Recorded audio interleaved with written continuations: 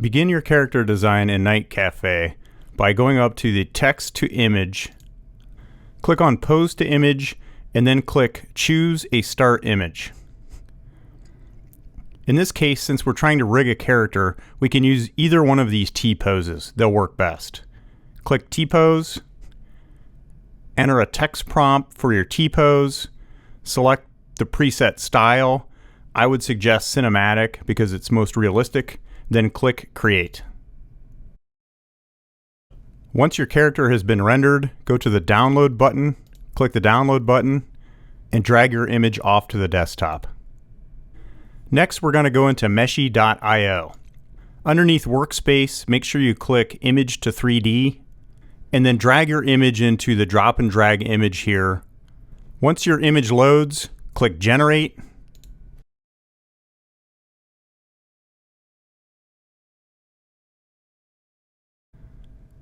And once it's done generating your model, you can check it in 3 dimensions. The next thing we're going to do is download this model and then re-upload it into another application called Mixamo. To download this, go to the Download button and make sure you select OBJ. With the OBJ, we'll have the texture file with it, and it will wrap the file automatically when it's brought into Mixamo. Click the Download button and then drag that zip file to your desktop. The next website that we're going to go to is Mixamo.com. You'll have to sign up for this website as well, so use your school email and password for your account info. Mixamo allows you to use characters that it has on the website and assign animations to them, or you can upload your own character. In this case, we're going to upload the character that we just designed in Meshy.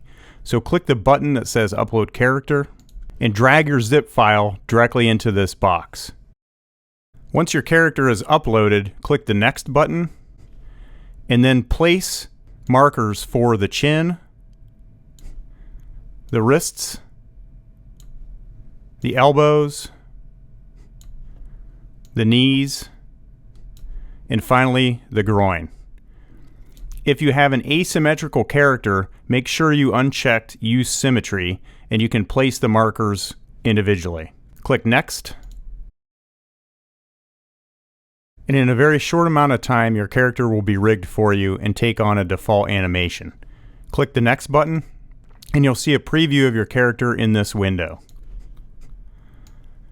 Now we can go up to the Animations tab and select an animation. We can use this character's animation either in Cinema 4D for an animation scene, or we can freeze it in a specific pose, export it, and 3D print it. By clicking on different animations, you can preview the animation. You can add frames to the animation, adjust things like arm spacing, and bump up the overdrive or slow it down for slower actions.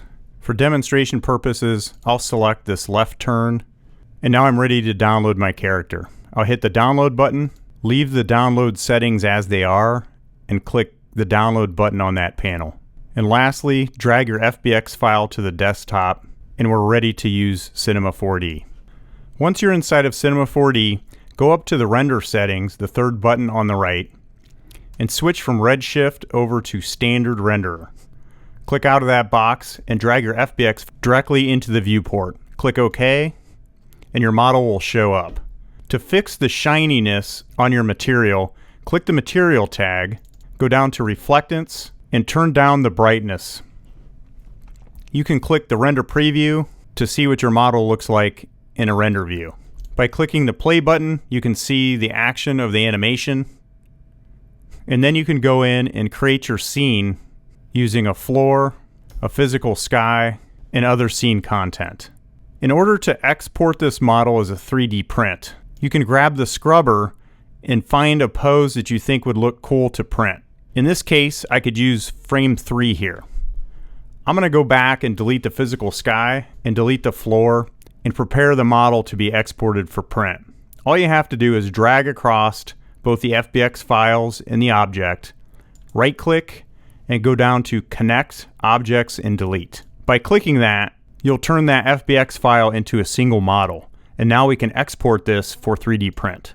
To export it, we'll go to File, Export, and choose STL. Select your desktop, give it a name, and click Save. And on your desktop, you'll have the file to send for 3D print.